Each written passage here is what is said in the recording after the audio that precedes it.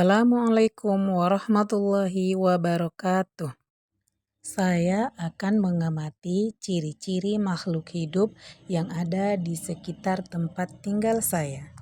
Ciri-ciri makhluk hidup adalah sifat-sifat atau tanda-tanda yang menunjukkan bahwa suatu benda termasuk makhluk hidup.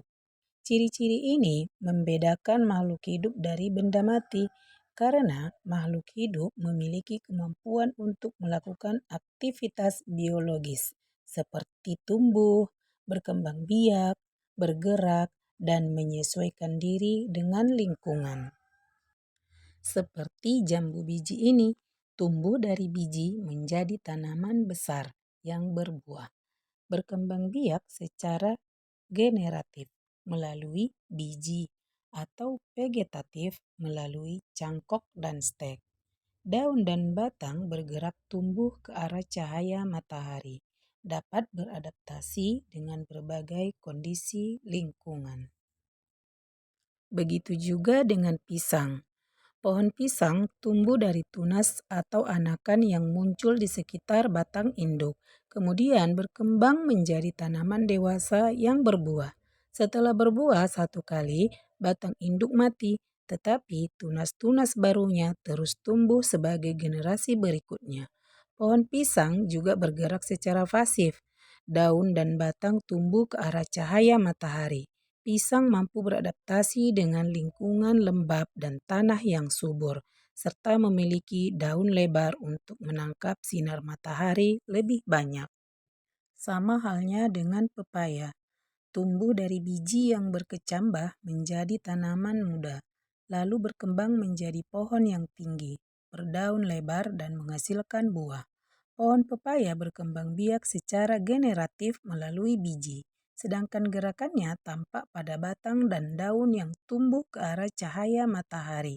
Selain itu, pepaya dapat beradaptasi dengan lingkungan tropis, memiliki batang berair untuk menyimpan cadangan air, dan akar yang kuat agar tetap kokoh di tanah. Pohon kelapa tumbuh dari biji kelapa yang berkecambah menjadi tunas, lalu berkembang menjadi pohon tinggi dengan batang tunggal dan daun panjang menjuntai.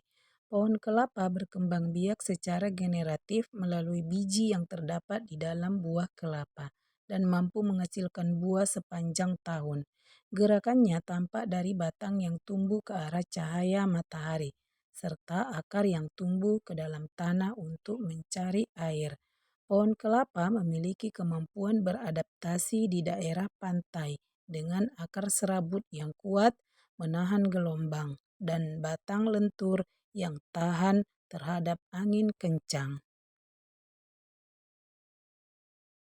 Sedangkan singkong tidak tumbuh dari biji, tetapi dari potongan batang atau stek yang ditanam di tanah. Dari potongan ini akan tumbuh akar, batang baru, dan daun. Setelah ditanam, akar tumbuh memanjang ke dalam tanah, sedangkan batang tumbuh ke atas menuju cahaya matahari. Akar yang menebal menjadi umbi, tempat penyimpanan cadangan makanan. Semua makhluk hidup, baik hewan maupun tumbuhan, memiliki ciri-ciri kehidupan yang sama, yaitu tumbuh, berkembang biak, bergerak, menyesuaikan diri dengan lingkungan, dan mengalami kematian. Makhluk hidup berawal dari bentuk sederhana, hewan dari telur atau kelahiran, tumbuhan dari biji atau tunas, kemudian tumbuh menjadi dewasa dengan ukuran tubuh yang lebih besar dan fungsi organ yang sempurna.